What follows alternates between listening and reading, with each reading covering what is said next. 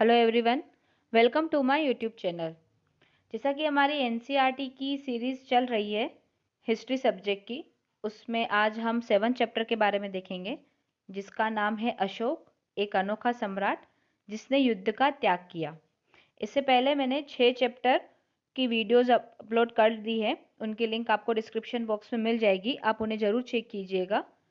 इस चैप्टर को अच्छे से समझने के लिए आपको उन 6 चैप्टर का पढ़ना बहुत ज़रूरी होता है, ताकि आपके जो पिछले वीडियो में जो भी कंसेप्ट हैं वो आपकी क्लियर होंगे, तो आप ये चैप्टर अच्छे से समझ पाएंगे। क्योंकि हिस्ट्री में भी ओनली रटने से काम नहीं चलता, उसके भी सारे कंसेप्ट क्लियर होने बहुत ही ज़रूरी होते हैं। तो अब चलिए स्टार्ट करते हैं। अशोक, एक अनोखा सम्राट जिसने युद्ध का त्याग किया।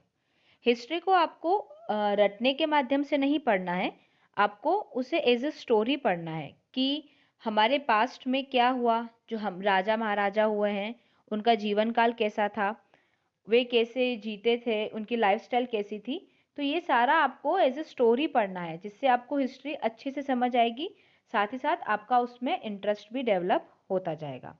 अब जैसे आप ये चैप्टर स्टार्ट कर रहे हैं, तो आपको क्या करना है कि साथ साथ इसके नोट्स भी बनाते रहना है, ताकि जैसे आप इन फ्यूचर कभी रिवीजन करेंगे तो आपको रिवीजन में इजी रहेगा। क्योंकि अगर आप जैसे एग्ज़ाम के थोड़ा टाइम पहले कोई भी चीज़ रिवाइज करते हैं, तो आपके पास अगर नोट्स बने हुए हैं, शॉर्ट नोट्स बने हुए हैं, तो आप उनको अच्छे से रिवाइज कर पाएंगे। तो इसमें एक स्टूडेंट है या एक बच्चा जैसे कह सकते हैं, रोशन, उसके बर्थडे पे उसके दादाजी उसको एक नोट देते हैं। ठीक है, जैसे वो नोट को देखता है तो उसे राइट साइड गांधी जी का फोटो दिखता है और नोट के लेफ्ट साइड छोटे छोटे शेर दिखते हैं। तो वह सोचता है कि इसमें ये शेर क्यों बने हुए हैं, क्योंकि गांधी जी के बारे में तो वो जानता है। तो आज हम वो जो शेर का जो स्तंभ शीर्ष है उसके बारे में देखेंगे, जो कि सम्राट अशोक से संबंधित है। तो अब हम रीडिंग स्टार्ट कर रहे हैं, ताकि आपको पता चलता जाएगा कि इसमें सम्राट अशोक के बारे में क्या क्या बताया गया है।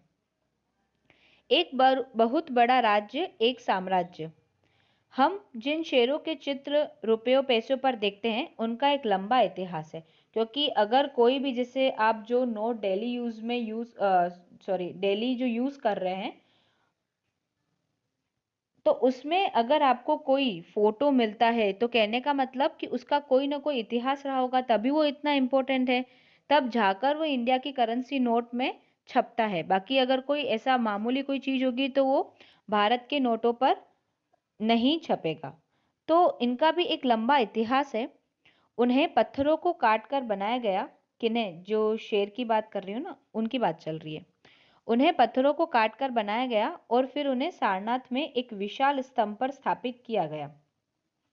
अब जैसे इसमें लिखा गया है कि इस विषय में तुमने अध्याय 6 में पढ़ा। मैं इसीलिए कह रही थी कि इससे जो प्रीवियस वीडियो है आप उन्हें देखेंगे तो आपको ये चैप्टर अच्छे से समझ में आएगा। सारनाथ के बारे में हमने, जो स्तंभ है उसके बारे में हमने चैप्टर 6 में पढ़ा है। अब उसकी लिंक डिस्क्रिप्शन बॉक्स में है, आप वहाँ पे जाके चेक करके उन्हें समझ सकते हैं।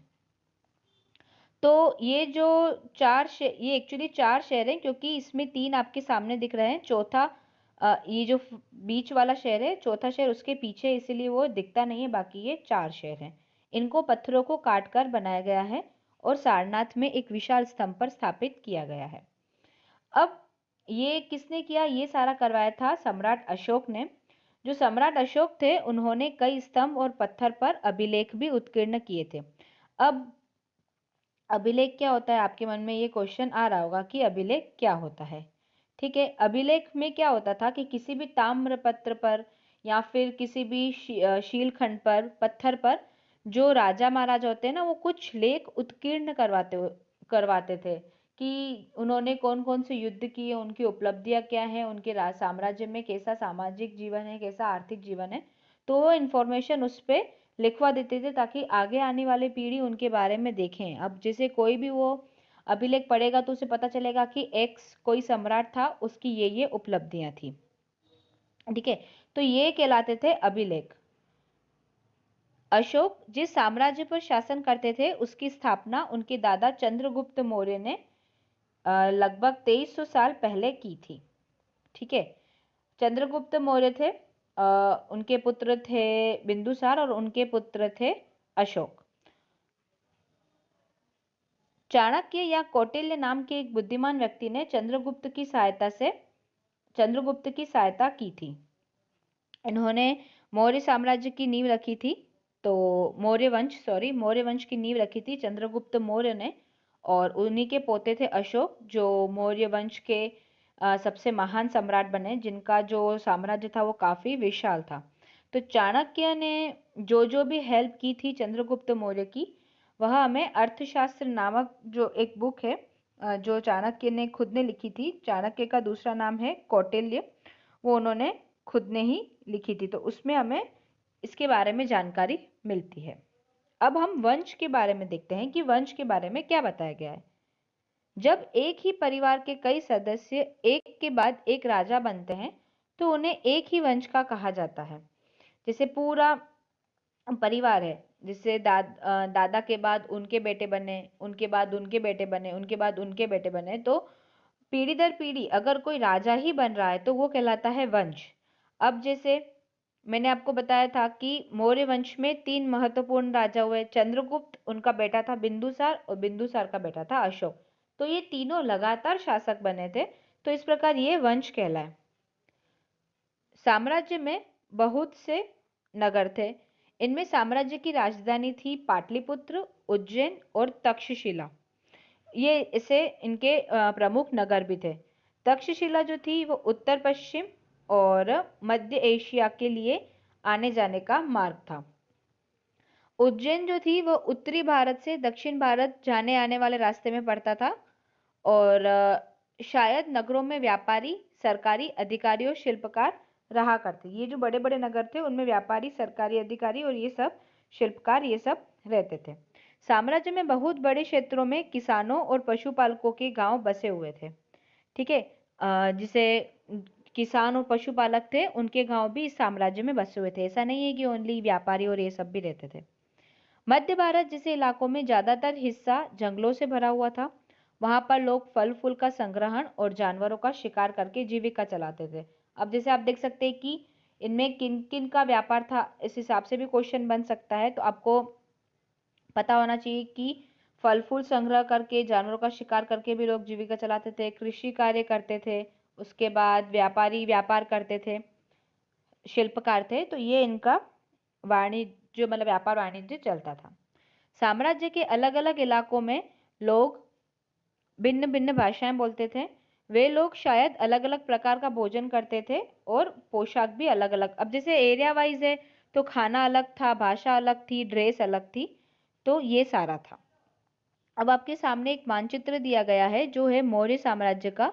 इसमें जो प्रमुख नगर थे और जहां से अभिलेख प्राप्त हुए थे उन स्थलों के बारे में बताया गया है। जैसे जो रेड डॉट है कहाँ कहाँ है, जैसे कि है लंपक, मनसेरा, शाबाजगढ़ी, कलसी, मेरठ, बहापुर। तो ये जो है यहाँ से हमें अभिलेख मिले हैं, और जो ब्लैक डॉट है वो प्रमुख नगर है, जैसे उज्जैन, पाटलिपुत्र, तक्षशिला, ये प्रमुख नगर है। तो आपको इनकी लिस्ट बनानी है क्योंकि एग्जाम में क्वेश्चन आ सकता है, तो आपको पता होना चाहिए। और अगर आप जैसे अभी से मानचित्र को ऐसे पढ़े कि जैसे ये गिरनार है जहाँ से अभिलेख प्राप्त हुआ है, तो गिरनार किस स्टेट में है, अगर आपको ये भी याद रहेगा तो आपके लिए ज़्यादा बेनिफिट रहेगा वो।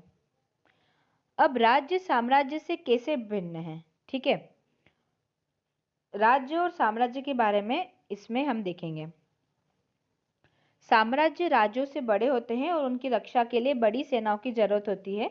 इसीलिए सम्राटों को राजाओं की तुलना में ज्यादा संसाधन की जरूरत होती है। साम्राज्य क्या होता है कि जितने भी उसमें टोटल एरिया, जैसे कि कोई राजा एक साम्राज्य पर शासन करता है तो उसमें क्या क्या आ रहा है, उसमें सारे स्टेट आएंगे, गांव आएंगे, जिले आएंगे, वो सारा मिल के साम्राज्य होता है।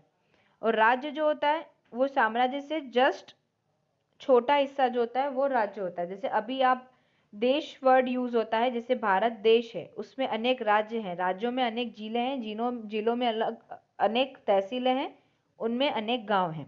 ठीक है, तो उस हिसाब से जो साम्राज्य हैं वो राज्यों से बड़े होते हैं, इसलिए उनकी सुरक्षा के लिए भी बड़ी सेनाएं होती थी। इसी कारण उन्हें बड़ी संख्या में कर इकट्ठा करने वाले अधिकारियों की जरूरत होती थी। अब इतना बड़ा साम्राज्य है तो उसकी जैसे शासन व्यवस्था है, कानून व्यवस्था है, उसके लिए जो भी फंडिंग चाहिए, तो कर इकट्ठा करने वाले अधिकारों की भी अधिक संख्या में जरूरत होती थी। अब हम साम्राज्य के प्रशासन के बारे में देखते हैं। ये मौर्य साम्राज्य की बात की जा रही है। ठीक है, क्योंकि मौर्य साम्राज्य बहुत बड़ा था, इसीलिए अलग अलग हिस्सों पर अलग अलग ढंग से शासन किया जाता था। पाटलिपुत्र और उसके आसपास इलाकों पर सम्राट का सीधा नियंत्रण था, क्योंकि वो उसकी राजधानी थी। ठीक है, तो सम्राट उस पर अपना डायरेक्ट कंट्रोल रखता था। इसका मतलब यह हुआ कि इलाके के गांव, शहर के किसान, पशुपालक, शिल्पकार और व्यापारियों से कर इकट्ठा करने के लिए राजा अधिकारियों की नियुक्ति करता था कि वहां से कौन जो टैक्स होता है वहां से कौन वसूल करता है। तो इसके लिए अधिकारियों की नियुक्ति राजा स्वयं करते थे। आपको ये जो विशेषता है ना मौर्य साम्राज्य की, आपको एग्जाम में डायरेक्ट क्वेश्चन पूछा जाएगा। इवन यूपीएससी में इसी पैटर्न पर क्वेश्चन पूछते हैं कि मौर्य साम्राज्य जो है उसके बारे में निम्नलिखित कथनों पर विचार कीजिए। तो आपको ये कथन दे दिया जाएगा कि पाटलिपुत्र का जो इलाका है, मतलब उसके आसपास का जो इलाका है, उसमें सम्राट का सीधा नियंत्रण था। तो ये एक कथन दे दिया जाएगा और उसके बाद एक दूसरा कथन दिया जाएगा, फिर उसमें पूछा जाएगा कि निम्न में से कौन से कथन सही है। अब आपको लगता होगा कि इसमें क्लास 6 के एनसीईआरटी हम क्यों पढ़ें यूपीएससी और एसएससी के एग्जाम के लिए। तो ये बेस जो एनसीईआरटी होता है वो बेस मजबूत करता है। बेसिक जब तक आपका क्लियर नहीं होगा, किसी भी चीज का बेसिक बातें क्लियर नहीं होगी, तब तक आपको वो पूरी सब्जेक्ट ही नहीं समझ में आएगी।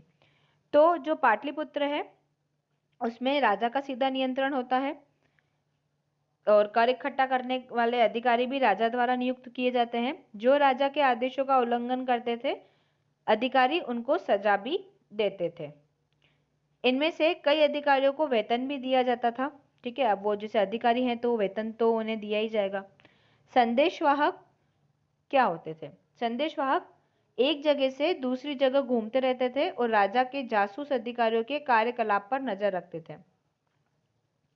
इन सब के ऊपर सम्राट था, जो राज परिवार एवं वरिष्ठ मंत्रियों की सहायता से सब पर नियंत्रण रखता था। ठीक है, जैसे कि जो राजा ने अपने जासूस छोड़ दिए कि आप देख कर आओ कि किस जगह पे क्या हो रहा है। इन सबको देखने के लिए, नजर रखने के लिए होते थे संदेशवाहक, और इन सब के ऊपर होता था सम्राट यानी राजा, और वो भी वरिष्ठ मंत्री और राज परिवार की सहायता से सब पर शासन करता था और नियंत्रण रखता था।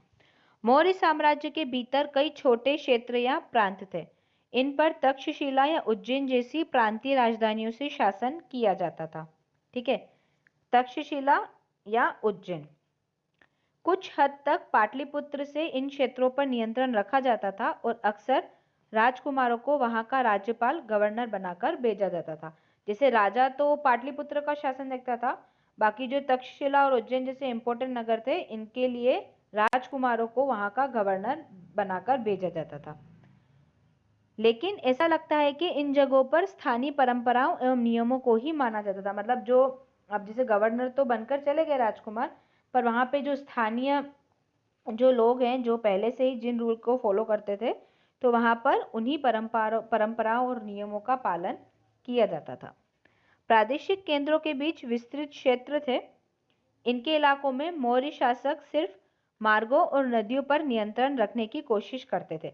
जो प्रादेशिक केंद्र थे ना, उनके जो बीच थे वो काफी बड़ा इलाका था, और जो मौर्य शासक थे वो इन इलाकों में जो रोड होते हैं और जो नदियां, इन पर नियंत्रण रखने की कोशिश करते थे। आवागमन के लिए जो कि ये जो मार्ग थे ना, इन पर वो नियंत्रण इसलिए करते थे जो कि आवागमन के लिए महत्वपूर्ण थे।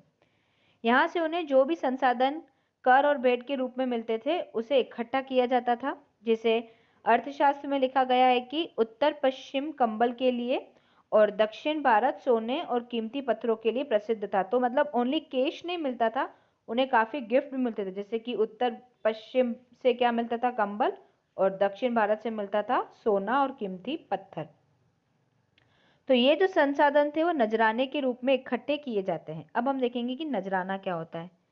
जहां कर नियमित ढंग से इकट्ठे किए जाते थे, वही नजराना अनियमित रूप से जब भी संभव हो इकट्ठा किया जाता था। जैसे कि जो टैक्स होता था ना, वो जनता को कंपलसरी देना होता था। अब नजराना क्या है कि राजा सपोज उस एरिया से आ रहा है, तो तुम अपनी इच्छा से उन्हें कुछ गिफ्ट कर रहे हो, ठीक है। वो कुछ भी हो सकता है जो तुम्हारे एरिया में है, या तुम कुछ भी उन्हें गिफ्ट करना चाहते हो। तो ये कंपलसरी नहीं होता था, तुम्हारी इच्छा है कि तुम देना चाहते हो, और कितने टाइम में देना चाहते हो ये भी कुछ फिक्स नहीं होता था। तुम आज दे रहे हो और ओनली आज ही दे रहे हो, मतलब एक बार दिया, आज दिया, फिर 6 महीने बाद दे रहे हो, 4 महीने बाद दे रहे हो। अनियमित रूप से मतलब किसी भी फिक्स टाइम, उसका कोई भी टाइम फिक्स नहीं था। अपनी मर्जी से दिया जाने वाला जो भी गिफ्ट था वो होता था नजराना। अब था राजधानी में सम्राट। मेगस्थनीज चंद्रगुप्त के दरबार में पश्चिम एशिया के यूनानी राजा सेल्यूकस निकेटर का राजदूत था, जो अभी हमने चंद्रगुप्त की बात की। मेगस्थनीज ने जो कुछ देखा उसका विवरण दिया, क्योंकि पहले क्या करते थे, जो भारत में यात्रा के लिए आते थे, तो वह जो तत्कालीन जो भी तब व्यवस्था चल रही थी, चाहे वो सामाजिक स्थिति हो, आर्थिक स्थिति हो, कुछ भी हो, उनके बारे में वो लिखा करते थे, ठीक है। अपना यात्रा वृतांत बताते थे कि तब भारत की कंडीशन कैसी थी। तो मेगस्थनीज ने लिखा था कि सम्राट का जनता के सामने आने के अवसरों पर शोभा यात्रा के रूप में जश्न मनाया जाता है, क्योंकि राजा जो होते थे वो जनता से जब भी मिलते थे तो वो जश्न के रूप में मनाया जाता था। उन्हें एक सोने की पालकी में ले जाया जाता है। उनके अंगरक्षक सोने और चांदी से अलंकृत हाथियों पर सवार रहते हैं। कुछ अंगरक्षक पेड़ों को लेकर चलते हैं। इन पेड़ों पर प्रशिक्षित तोतों का एक झुंड रहता है, जो सम्राट के सिर के चारों तरफ चक्कर लगाता रहता है। राजा सामान्यतः हथियारबंद महिलाओं से घिरे रहते हैं। वे हमेशा इस बात से डरे रहते हैं कि कहीं कोई उनकी हत्या करने की कोशिश न करे। उनके खाना खाने के पहले खास नौकर उस खाने को चखते थे, और वे लगातार 2 रात तक एक ही कमरे में नहीं सोते थे, क्योंकि राजा को डर लगता था कि जो वो खाना खा रहे हैं कहीं उसमें जहर तो नहीं है। और प्लस में अगर वो अ, 2 दिन एक ही रूम में लगातार रह लिए तो किसी को पता चल जाएगा और वो कहीं उनका वध न कर ले। तो ये डर राजा को रहता था। अब उसने राजा के बारे में तो वर्णन कर ही लिया कि जब वो जनता से मिलता था तो जश्न मनते थे, उनके बॉडीगार्ड भी हाथियों पर चलते थे, आसपास हथियारों से लैस महिलाएं थी। तो ये सारा हो गया राजा के बारे में। अब है पाटलिपुत्र, जो आज का आधुनिक पटना है ना बिहार में, उसके बारे में उसने बताया है कि यह एक विशाल और खूबसूरत नगर है। यह एक विशाल प्राचीर से घिरा है, जिसमें 570 बुर्ज और 64 द्वार हैं। 2 और 3 मंजिल वाले घर लकड़ी और कच्ची ईंटों से बने हैं। राजा का महल भी काठ से बना है, जिसे पत्थर की नक्काशी से अलंकृत किया गया है। यह चारों तरफ से उद्यानों और चिड़ियों के लिए बने बसेरे से घिरा है। तो इसमें बताया गया है कि किस तरीके से पाटलिपुत्र एक बहुत विशाल नगर था। अब ये तो हमने पढ़ा। इससे पहले हम क्या देख रहे थे? इससे पहले हम देख रहे थे कि जो मौर्य साम्राज्य था उसके बारे में, कि किस तरीके से उसकी शासन व्यवस्था थी। ठीक है, अब हम आगे देखते हैं। अंत में जंगल वाले इलाके आते थे। वहां रहने वाले लोग काफी हद तक स्वतंत्र थे।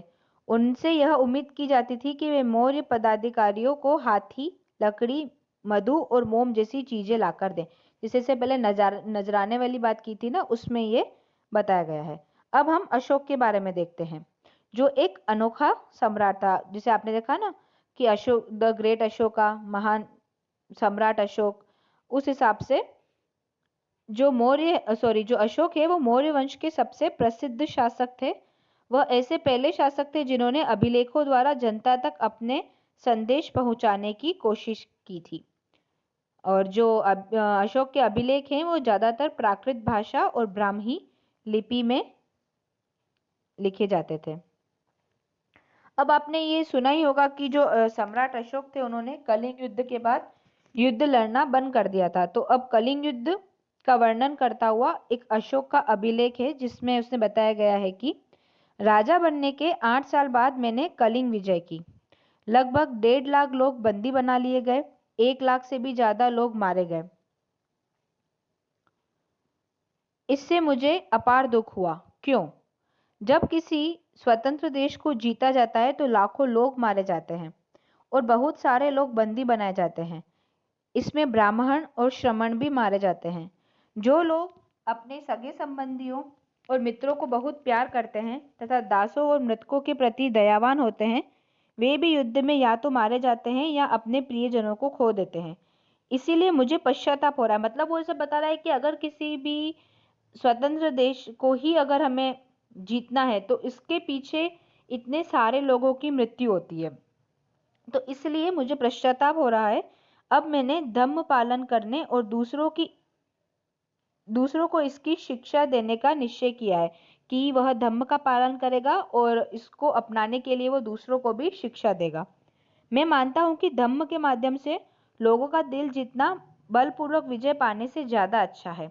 मैं यह अभिलेख भविष्य के लिए एक संदेश के रूप में इसीलिए उत्कीर्ण कर रहा हूं कि मेरे बाद मेरे बेटे और मेरे पोते भी युद्ध न करें। धम्म का मतलब क्या होता है? धम्म का मतलब होता है धर्म। ठीक है, यह एक संस्कृत शब्द है, इसका मतलब होता है धम्म। तो वो ऐसा बोल रहा है कि मैं इसीलिए लिख रहा हूँ ताकि जो मेरी आगे आने वाली पीढ़ी है वो भी युद्ध न करे, जैसे कि मैंने युद्ध नहीं करने का निर्णय लिया है। अब हम अशोक के कलिंग युद्ध के बारे में देखेंगे। कलिंग जो है वह उड़ीसा का तटवर्ती जो उड़ीसा है उसका प्राचीन नाम है। अशोक ने कलिंग को जीतने के लिए एक युद्ध लड़ा, लेकिन युद्धजनित हिंसा और खून खराबा देखकर उन्हें युद्ध से तृष्णा हो गई। उन्होंने निर्णय लिया कि वे भविष्य में कभी युद्ध नहीं करेंगे, क्योंकि वो इसमें बताया गया था, क्योंकि जैसे अशोक को इस बात से दिक्कत थी कि अगर हम किसी देश को जीत रहे हैं तो इसके पीछे इतने सारे लोग क्यों मर रहे हैं। तो इसीलिए उसने धर्म का पालन करने का निश्चय किया और युद्ध नहीं लड़ने की प्रतिज्ञा भी कर ली। अब आप ये एक फोटो देख सकते हैं, ये एक पत्थर की मूर्ति थी। उत्कृष्ट पॉलिश वाले पत्थर की इस मूर्ति, यह बिहार के रामपुरवा में मिले एक मौर्यकालीन स्तंभ का हिस्सा है और अभी इसे राष्ट्रपति भवन में रखा गया है। ये देख सकते हैं आप। ठीक है, ये मिट्टी की मूर्ति है। अब हम देखेंगे अशोक का धम्म क्या था। अशोक के धम्म में किसी देवता की पूजा अथवा किसी कर्मकांड की आवश्यकता नहीं थी। अब जैसे ये ऐसा कोई पर्टिकुलर धर्म नहीं था इसका। उन्होंने बताया कि उन्हें लगता था कि जैसे पिता अपने बच्चों को अच्छे व्यवहार की शिक्षा देते हैं, वैसे ही यह उनका कर्तव्य था कि अपनी प्रजा को निर्देश दें। वे बुद्ध के उपदेशों से भी प्रेरित हुए थे। मतलब वो ज्ञान की बातें बताते थे अपने धर्म में कि कैसे वह शिक्षा देकर लोगों का उद्धार करें, और लोगों से वे ऐसी एक्सपेक्टेशन रखते थे कि जो अशोक उन्हें शिक्षा दे रहे हैं वे उनकी पालना करें। ऐसी कई समस्याएं थी जिनके लिए उनमें संवेदना थी। उनके साम्राज्य में अलग अलग धर्मों को मानने वाले लोग थे और इससे कई बार टकराव पैदा हो जाता था। अब जैसे कि अलग अलग धर्म होंगे तो वो सब अपने धर्म को ही मानने वाले जो अनुयायी होते हैं वो अपने धर्म को ही सर्वोपरि करेंगे, तो बहुत बार ऐसा होता था कि उनमें टकराव पैदा हो जाता था। जानवरों की बलि चढ़ाई जाती थी, दासों और नौकरों के साथ क्रूर व्यवहार किया जाता था।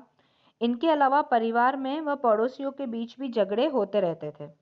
तो अशोक ने यह महसूस किया कि इन समस्याओं का निदान उनका कर्तव्य है। मतलब ये जो दिक्कतें आ रही हैं उन सबका निपटारा करना ये अशोक का कर्तव्य है। इसीलिए उन्होंने धम्म महामात नाम से अधिकारियों की नियुक्ति की जो जगह जगह जाकर धम्म की शिक्षा देते थे। मतलब जैसे कि जो बलि चढ़ा रहा है वो उन्हें कहते थे कि बलि चढ़ाना उचित नहीं है। अगर कहीं टकराव की स्थिति होती थी तो वो वहां भी निपटारा करने के लिए उन्होंने धम्म महामात नामक अधिकारियों की नियुक्ति की थी।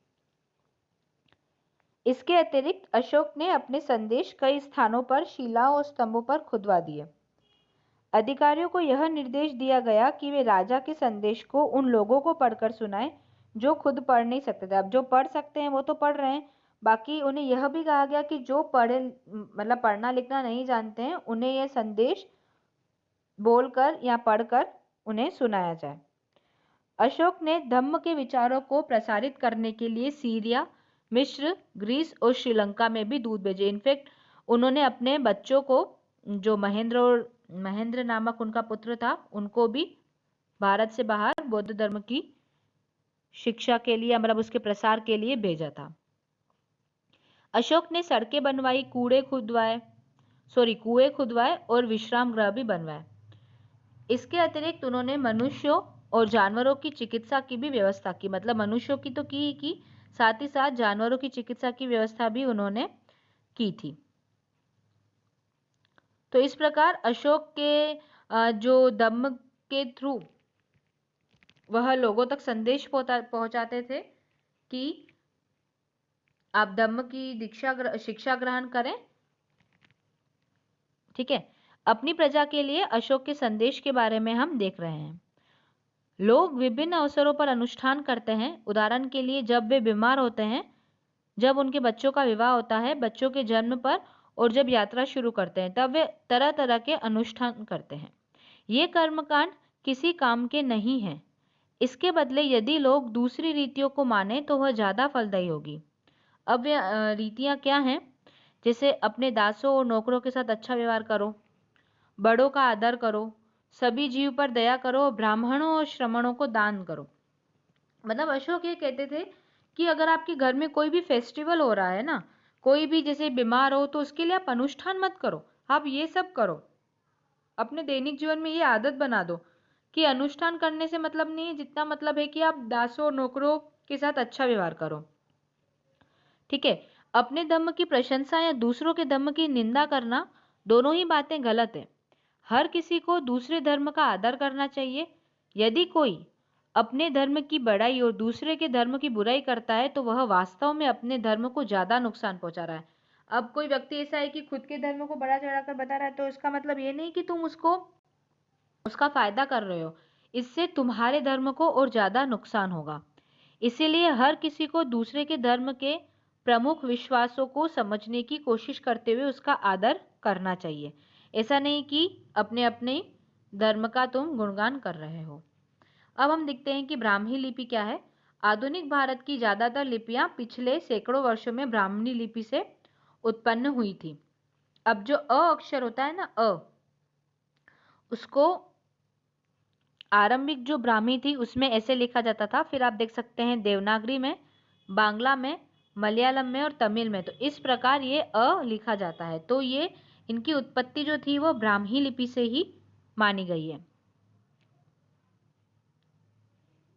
अब हम चीन की दीवार के बारे में देखते हैं। मौर्य साम्राज्य के उभरने से थोड़ा पहले, लगभग 2400 वर्ष पहले, चीन में सम्राटों ने चीन की दीवार का निर्माण शुरू किया। इसे बनाने का उद्देश्य था उत्तरी सीमा की पशुपालक लोगों से रक्षा करना, उत्तरी सीमा की। ठीक है, अगले 2000 वर्षों तक इस दीवार का निर्माण कार्य चलता रहा, क्योंकि साम्राज्य की सीमाएं बदलती रही। जैसे जैसे ऐसा तो नहीं है ना कि आज जिस राजा का साम्राज्य इतना है, कल थोड़ा कम भी हो गया होगा या उसका विस्तार भी हो गया होगा। तो 2000 वर्षों तक इस दीवार का निर्माण काम चला, क्योंकि साम्राज्य की सीमाएं बदलती जा रही थी। इस दीवार की लंबाई 6400 किलोमीटर है और यह जो है पत्थर और ईंट से बनी गई है। इसकी ऊपरी सतह सड़क जैसी चौड़ी है। इस दीवार को बनाने के लिए हजारों लोगों को काम करना पड़ा। हर 100 से 200 मीटर की दूरी पर इस पर निगरानी के लिए बुर्ज बने हुए हैं। ठीक है, तो इस प्रकार ये चीन की महान दीवार है, जिसकी जो लगभग लंबाई है वो 6400 किलोमीटर है। तो इस प्रकार क्लास 6 की जो हिस्ट्री का जो आज का चैप्टर था हमारा सम्राट अशोक के बारे में, वो पूरा होता है। अगर आप मुझसे किसी और टॉपिक पर वीडियो चाहते हैं तो आप मुझे कमेंट करके बताएं, मैं उस पर वीडियो बनाने की पूरी कोशिश करूंगी। अगर आपको मेरी वीडियोस पसंद आती हैं तो आप उन्हें लाइक कीजिए, ज़्यादा से ज़्यादा शेयर कीजिए और यूट्यूब के मेरे इस चैनल को सब्सक्राइब कीजिए, जिससे आप मेरी आने वाली हर वीडियो से अपडेट होते रहेंगे। Thank you so much.